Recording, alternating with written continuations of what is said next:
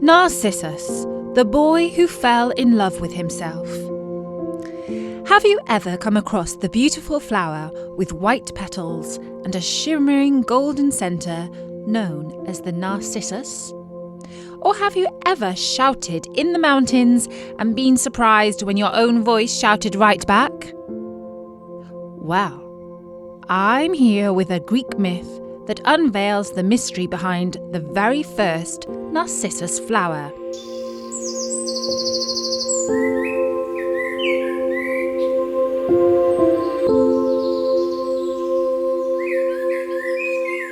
There was this lad named Narcissus. At 16, he stood at the crossroads of youth and adulthood.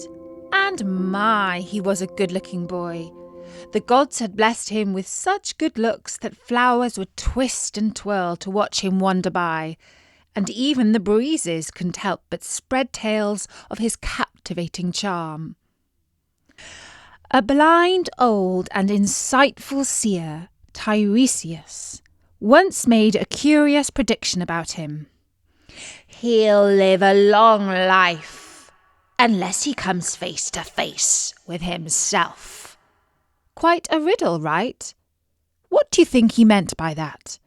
After all, mirrors were not even invented back then, so how could he come face to face with himself? We shall see. On a sun-kissed day, while exploring the meadows, Narcissus discovered a pond with water so clear it mirrored the world above. As he peered into its depths, he saw a radiant face staring back. Who might this be? He thought. It was love at first sight. The face was so beautiful that he couldn't help falling for it. Deep, deep in love. Yet every time he reached out to touch the mesmerizing face, it would ripple away. Day after day he sat by the pond, completely entranced. The face in the water smiled, cried, and laughed just as he did. Why won't you join me?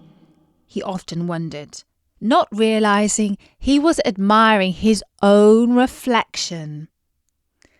Hidden in the shadows, the nymph Echo watched with a heavy heart.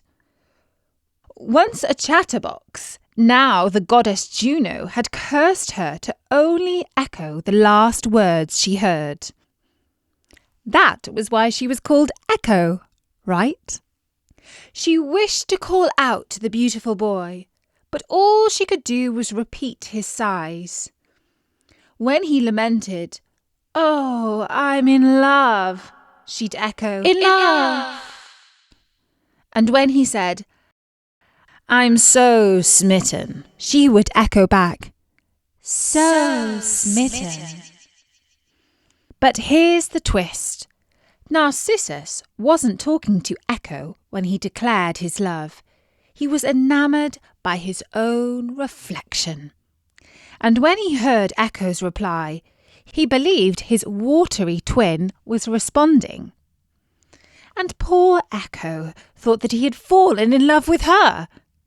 But he hadn't even noticed the poor nymph. He was totally absorbed in his own reflection. I know it sounds unbelievable that a man could be so vain and totally in love with himself, but this is a true story. Yet his every attempt to kiss his reflection only ended in ripples and wet cheeks. With each passing day, Narcissus grew more forlorn, wishing his reflection could step out and they could embrace. Echo, watching from afar, would echo his wishes, adding to the confusion. The boy was so lovesick for his own reflection that he could not sleep. He stopped eating. He did not drink. He hardly breathed. One fateful evening, bathed in the glow of a setting sun, Narcissus whispered his heart-wrenching farewell to himself. "Goodbye, my love, goodbye." And Echo, Her voice, quivering with sorrow, echoed, "Goodbye." By sunrise, where the heartbroken boy once sat, a radiant flower blossomed, its white petals guarding a golden heart. It was christened Narcissus, a tribute to the boy who was lost in his own beauty.